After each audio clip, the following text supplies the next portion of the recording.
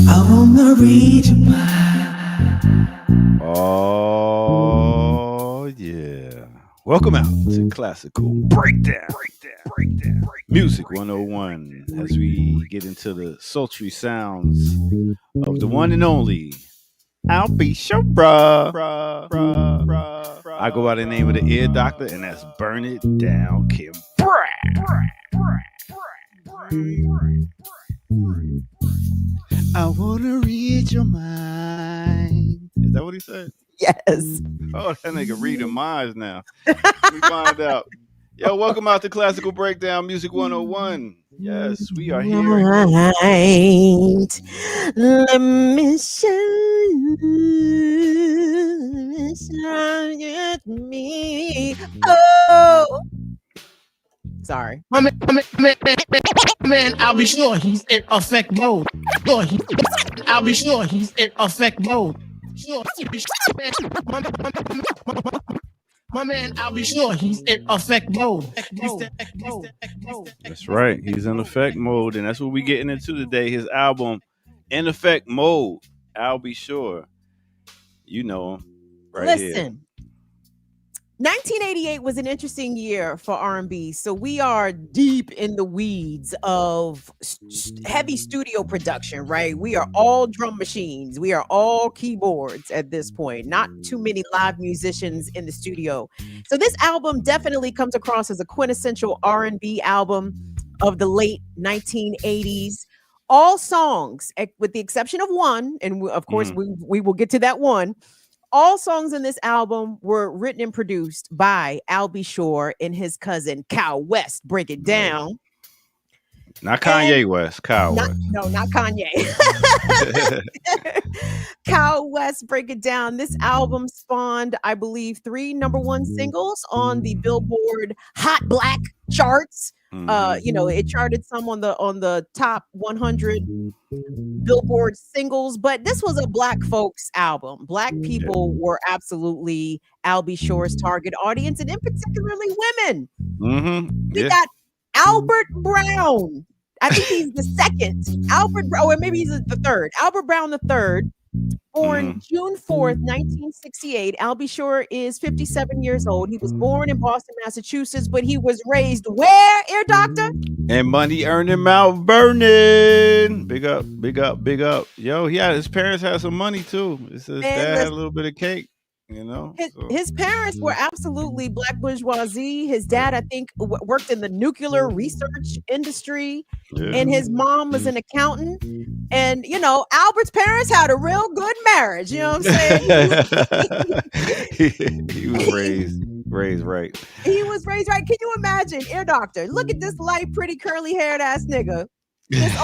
This old mom and dad ass nigga. Right?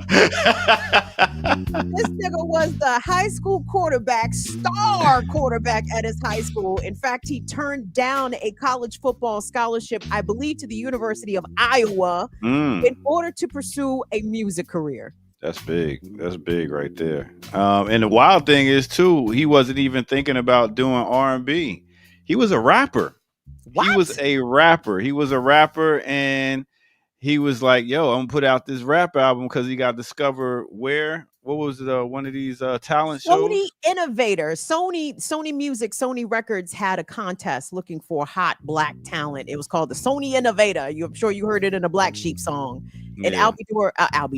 Sure was the winner of that, and he was hand selected by Quincy Jones. Yes, and that led him to the song you hear right here when you take it back, and you be like,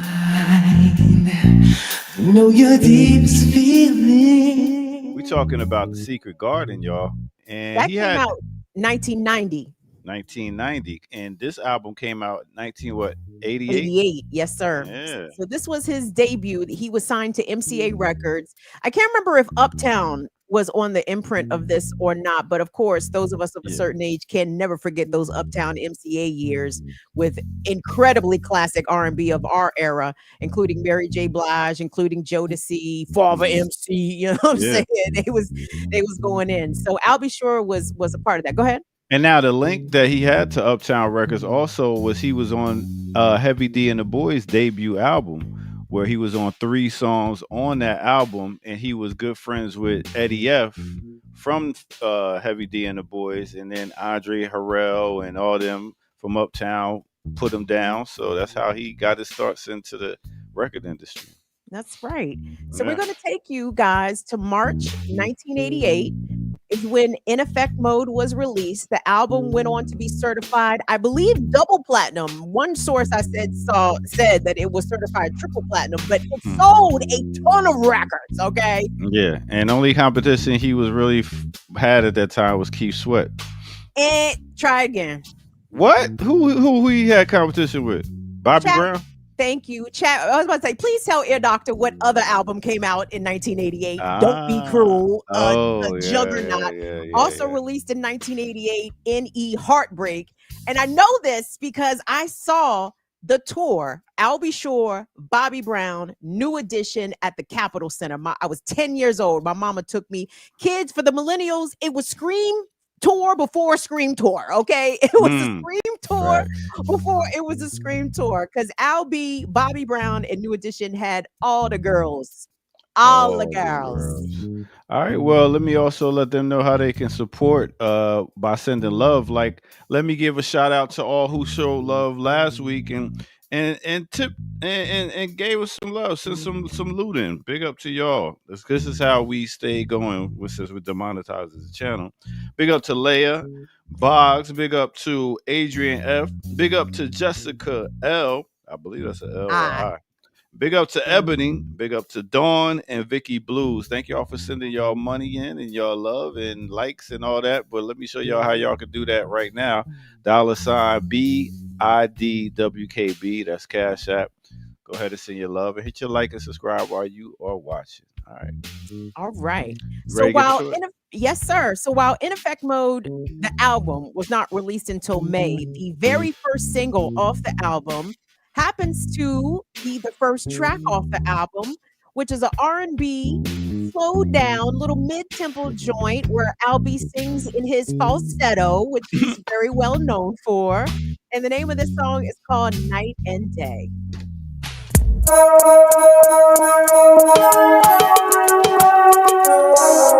Welcome back to Classical Breakdown Music 101.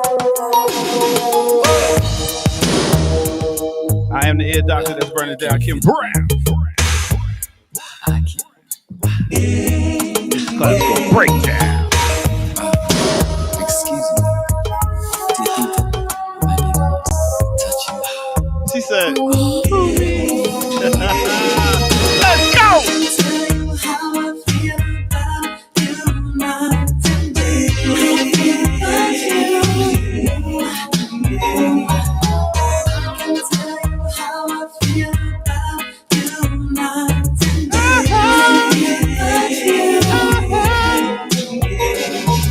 come on. Running on the rain or shine. And making fun in the rain is fine. Let's go. I'm not so good and I call it mine.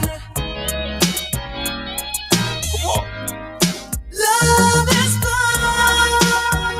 I can tell you how I feel about you night and day. Hey, Right. hey, Hey. I can tell And you know what else I'm gonna do?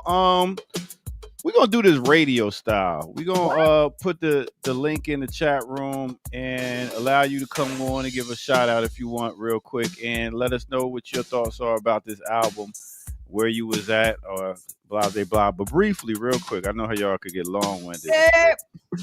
But anyway. This was a #1 smash, okay? Yeah. And listen, if you happen to be doing your research on, older Black music in particular, you got to go look and see if it was #1 on the Black charts, okay?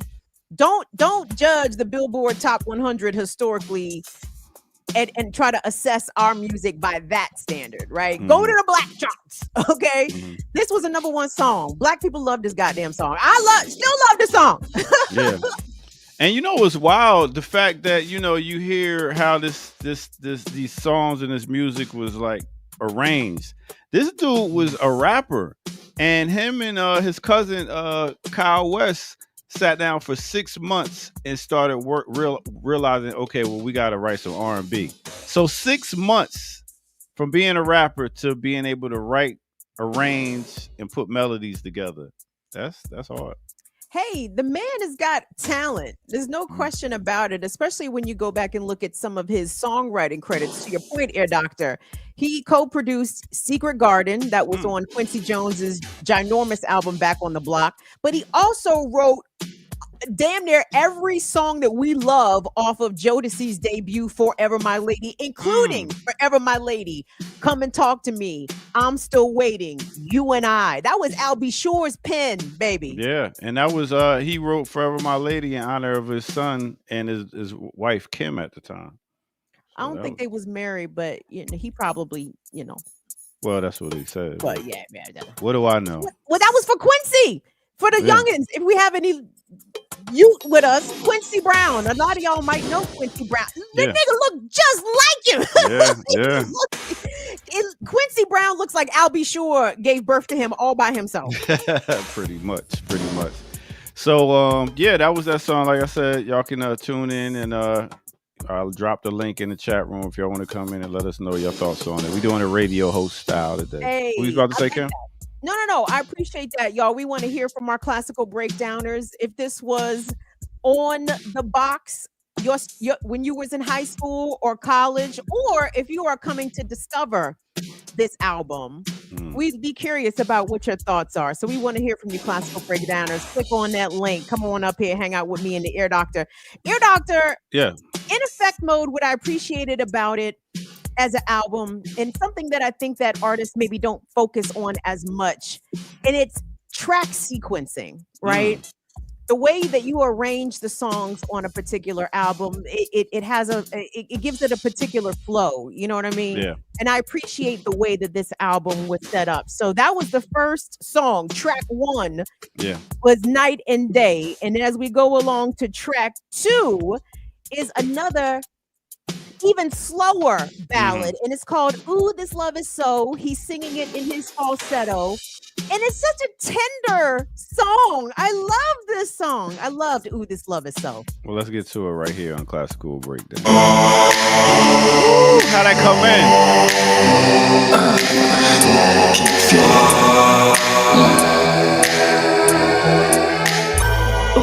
Cet amour si fort, je ne te laisserai pas partir.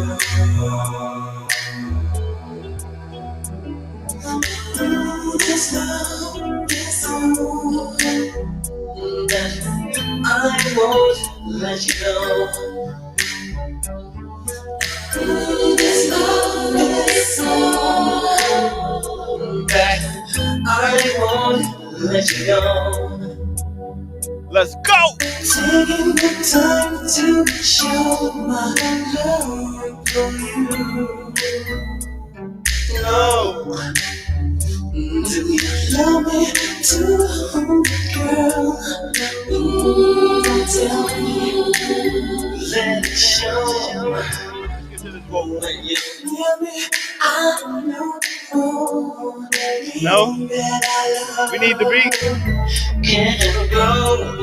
Because the passion you bring to me, my lady. I won't go. Goodness.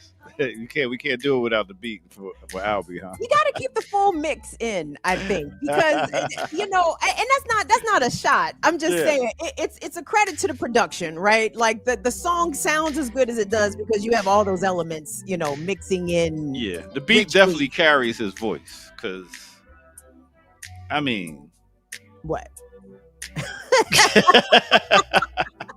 I mean, his voice was like an instrument. It wasn't like he can sing like, oh my God, Albie's killing it. Like, listen, I appreciate people who work within their limitations, right?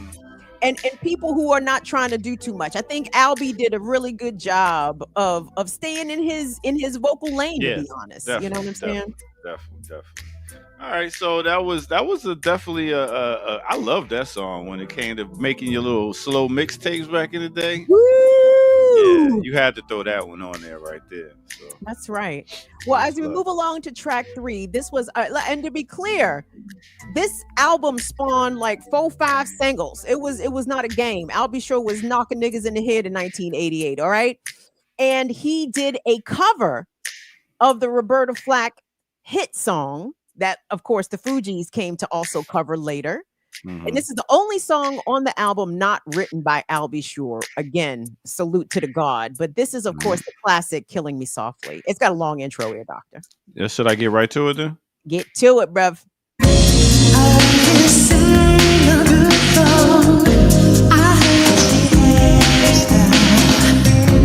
And so I came to see her, listen for a while. And there she was, this young girl, a stranger to my eyes. From my day, She was. singing my life, softly with her song, softly with her song, till my whole life with her words, softly What? with her song. After hearing that, it's hard to not just play the Lauryn Hill and the Roberta Flack version. I can't listen to this song like that no more. It don't hit like Lauryn Hill did. Well, yes. Well, for one, let me say this. In 1988, again, I was 10, so I didn't have no concept of Roberta. Who was Roberta Flack? Facts. I didn't know it was near. Yeah, you're right. So hearing this song was new to me. I didn't know Yeah. that it was a remake. I didn't know it was a cover. And of course, light skinned curly hair is singing it. Doctor, how could we not like it? That's true. but, That's true. but you hear a little bit of acoustic guitar on that record. And I think Teddy Riley was credited with playing the guitar on this album, strumming a little bit of acoustic guitar on there. So, yes, sir. She was. She was. Once again, I dropped a link in the chat room. So what's the next song we going? Oh, they're not coming up to talk about Al B. Sure. I'll be sure. We got 39 people watching live right now. What's the next song we got off of this album? Okay. This is another good one too. So this is I would call this kind of slower mid-tempo, not quite ballad speed. But I love this record. It's called Naturally Mine. Yeah. This one is a hard one right here. So let's get right to it on Classical Breakdown Music 101. Naturally Mine. I'll be sure.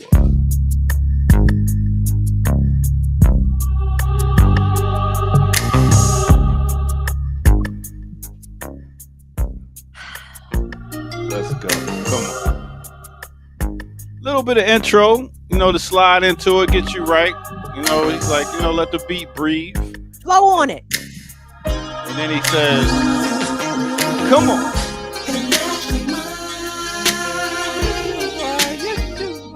Yes, you are.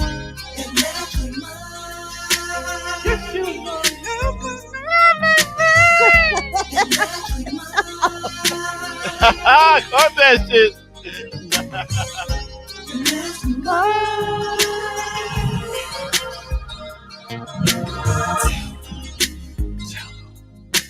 Why do I baby love you? Yes, I do.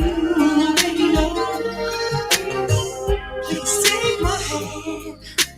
Won't you understand, girl? I love you, need you more.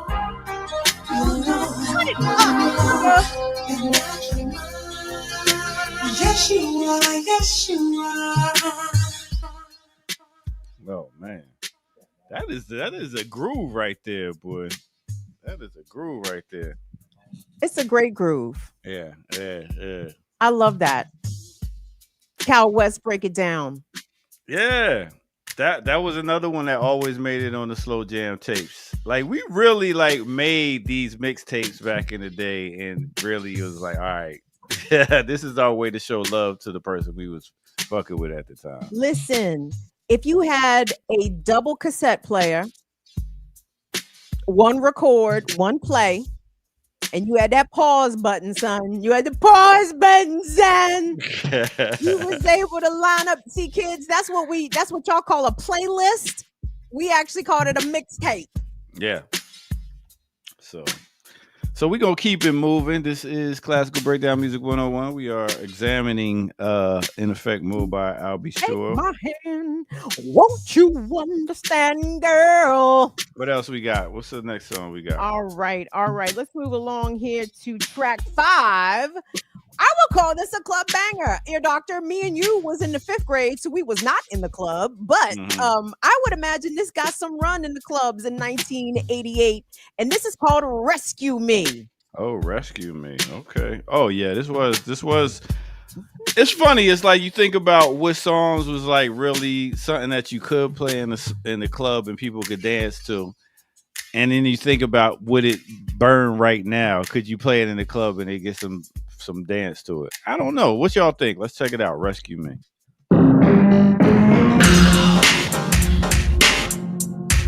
This is on that New Jack. Right.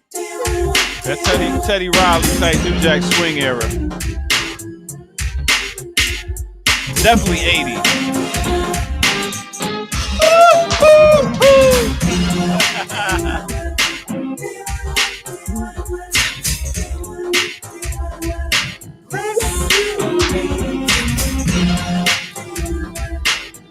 Once again, this is Classical Breakdown Music 101. Hit that like button, subscribe if you're new to the channel, and rescue us. Let's go! Made just for me. If I opened up my eyes, then maybe I would see. You know you always cross my mind. I'm gonna get that girl and do it right this time.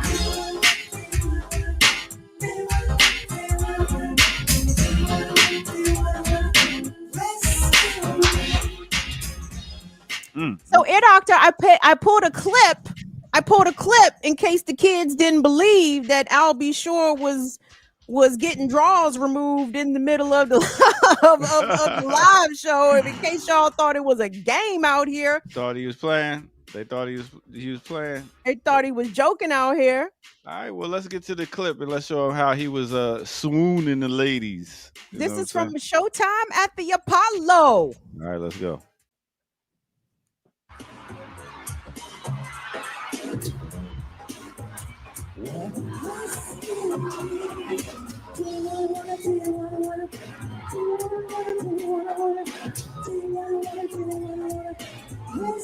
He needed the studio. If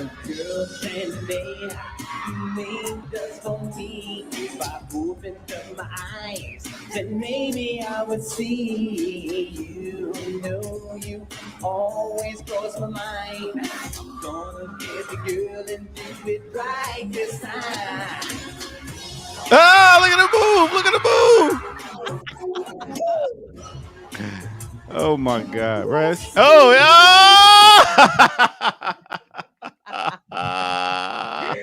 Yo, he needed that studio because that live sound horrible. Hold on. I wouldn't say horrible. I mean, you know, I've definitely heard worse. You know what I'm saying? God.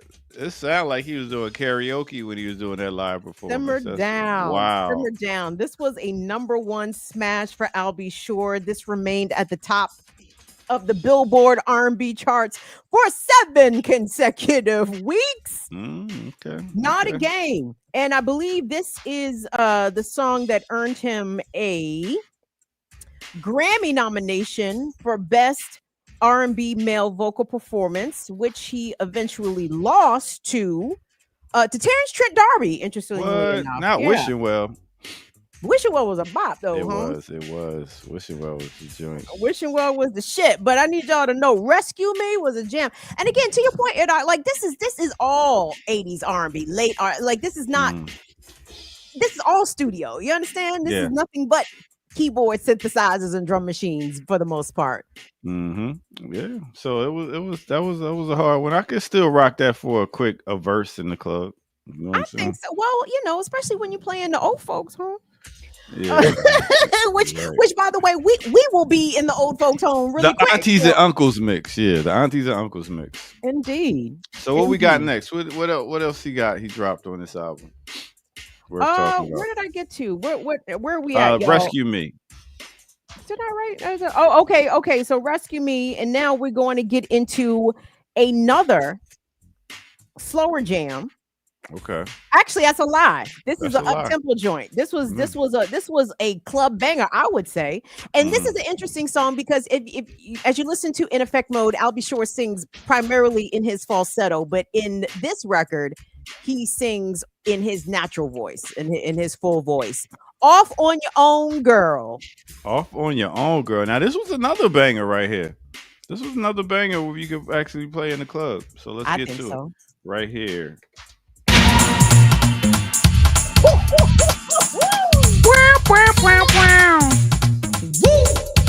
Don't hit me too hard. Don't hit him. Oh yeah. Give it to me, yeah. Give it to me, give it to me.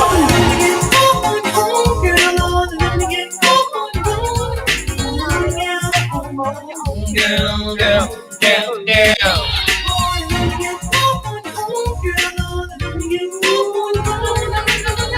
I lied. You lied. I did lie. I lied. What is it you come on here? Let me make it up to you, my dear. All alone, sitting right here by the phone. My heart is broken now, believe me, girl.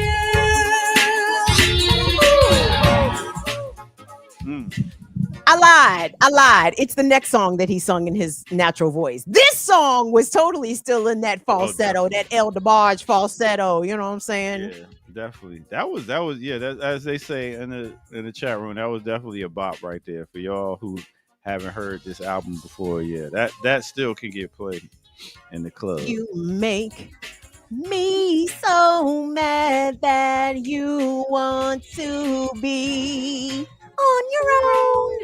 Hey. I waited for so long. I waited by the phone. And He raps in this joint. Yeah, doctor, take him to the rap. Okay, yeah. Now remember, like I said, he was a rapper, so I was hoping he didn't do a whole album rapping like this, but let's get to it. Baby, is this something you can do? Here we Wrong go. with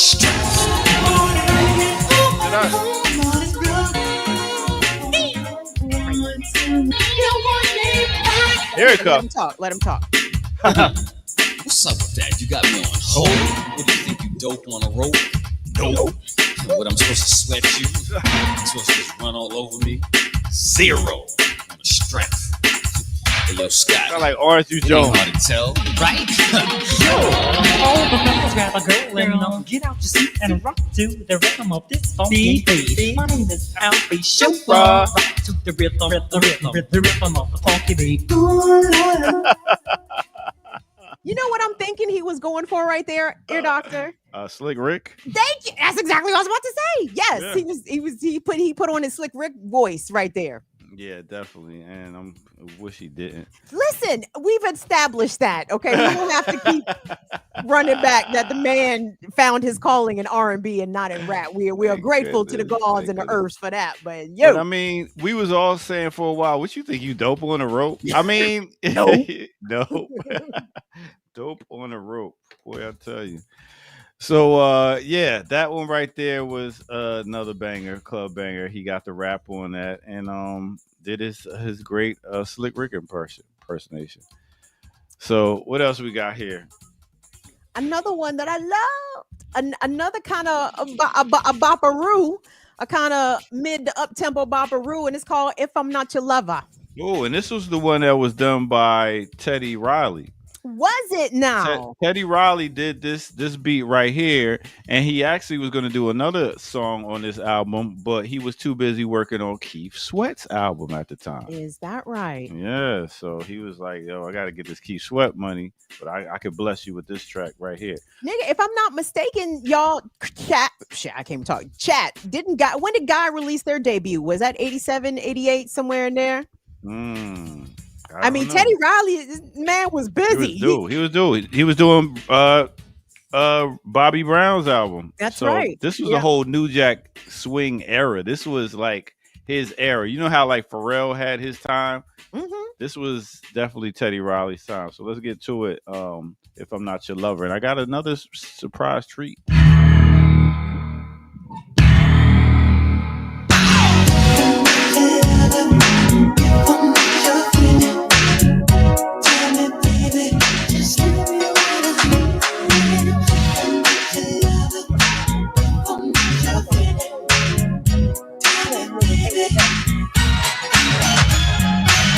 I'm just a man who comes around at night.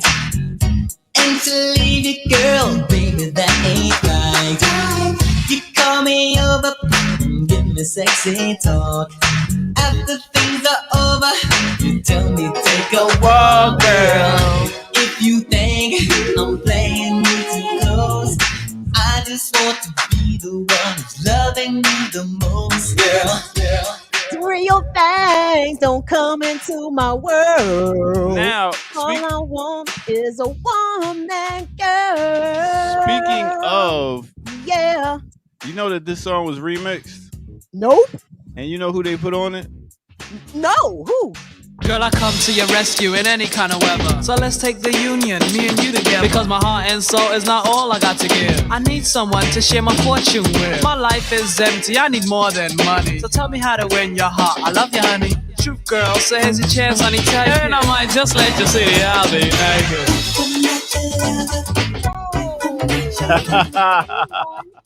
Hold on, Air Doctor. Yeah. Remix with Slick Rick. You correcting our history here, because haven't we been long under the impression that it was in fact Jody Watley who did the first official R&B rap collaboration? We credit Jody Watley and Rakim, of course, in the Friends remix. Yeah. Hello, I didn't know this existed. Yeah. He came and redid this. This is a little bit down the road. I forget when exactly they redid this, but yeah. So the fact that he sounded and tried to do the Slick Rick and then wound up getting Slick Rick to come over and do this remix. So wow. And another thing with that Night and Day, can we talk about how on this album they also had a remix of Night and Day in a whole nother language? It was the B-side of the single. Yes. So Night and Day had the B-side of Noche y Dia. Yeah, so you want to just hit him with that real quick? Hit him. Same beat, same everything, but he said, nah, for my baricuas.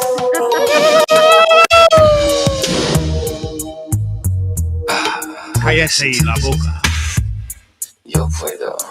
He was getting all the Spanish mommies with this. Permiso. Piensa que podría tocarte. Let's go, come on.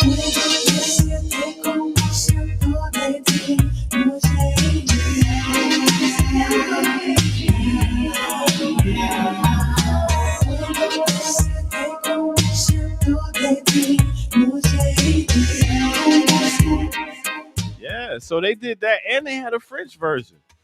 Really? Yes. I ain't got the French version, but that right there was, yeah. Admittedly, I would skip that joint because I'm like, I don't know what he's saying. I had no concept of Spanish beyond uno, dos, tres, right? And then no, noche y dia, what? Yeah. That was hard. So the fact that he did the bilingual, that even increased the fact that he was going to get more fans and stuff, because everybody wasn't doing a bilingual type song. Like, okay, let me hit him with this and hit him with that. So My guess is that some of the Boricuas is trying to claim Al B. Sure. They're like, no, bro, look at him. Look at his hair, man. Let me stop y'all real quick. Support $ BIDWKB Cash App. Y'all feeling the show, enjoying yourself, liking what you're hearing. Go ahead and show your love that way. All right. Listen, how many more songs we got on this album? Because this had what, like there was only one. 9? It was only 9 tracks. It was short, sweet, and to the point. It only really had one brick, and that was a song on the track listing right before Noche Idea. Man, what would that be? Just a taste of loving? Yeah, that's the only brick on this, in my opinion. What y'all think about this next song? This is just a taste of loving.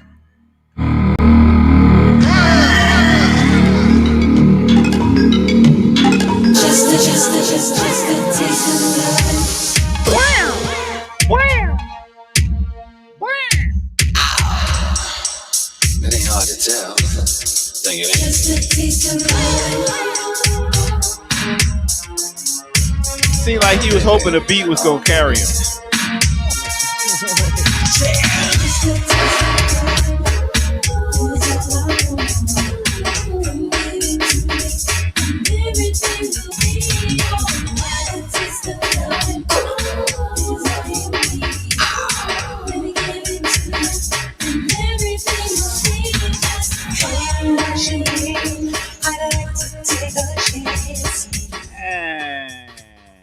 Is the only brick, son. Listen, on a 9-track album, Yeah. if you can run tracks 1 through 6 with no skips, it's a winner. Okay, it's a winner. It's a winner. I'll allow him this one brick of a song on this album because you can run tracks 1 through 6 no stops.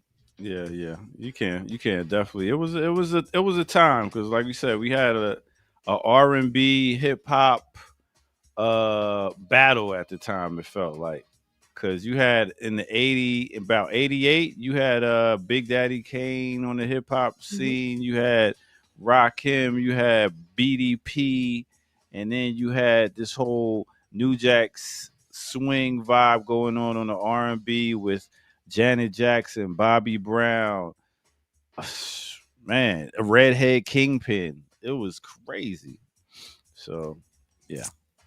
Why Father you and say it's a Son. battle? Why you say it was a battle?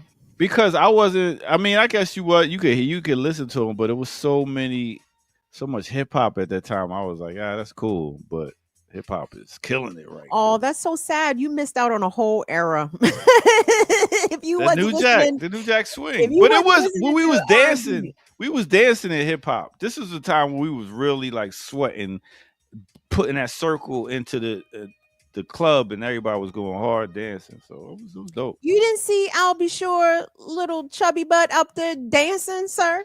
You Yeah, didn't he see him was. just now dancing on I Rescue Me? mean, yeah, that, and like you said, we had Heavy D at the time was doing his dance and stuff. So Everybody, this is Big Daddy Kane was Big dancing. Daddy Kane was dancing. Everybody was dancing. Mo Uh, D was dancing. Father MC, all them. There was dancing, and you had to have a dance track on your album. So when you talk about making albums, you had to have a ballad, you had to have a dance track, and he made sure he had that on his album.